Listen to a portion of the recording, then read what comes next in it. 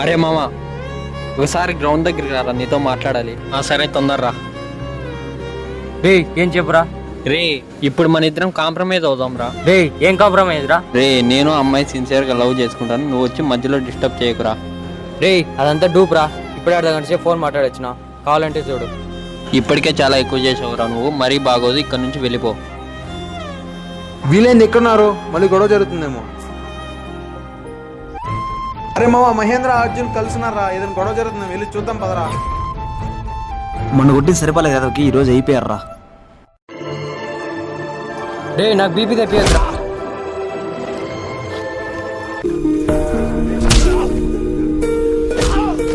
రే ఆనంద్, నా విషయంలో తల దూర్చొద్దురా, వెళ్ళిపో.